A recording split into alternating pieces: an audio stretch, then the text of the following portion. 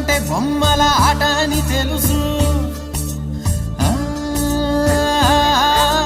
కథ అని తెలుసు, కథ అని తెలుసు, కథలన్నీ కంచికే చేరునని తెలుసు, తెలుసు తెర తొలుగుతుందని, తెలుసు తెల్లారుతుందని, తెలుసు ఈ కట్టె పుట్టుకుమంటదని, తెలుసు ఈ మట్టి మట్టిలో కలిసిపోతదని.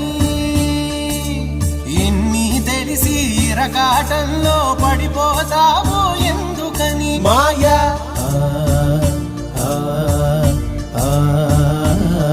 మాయా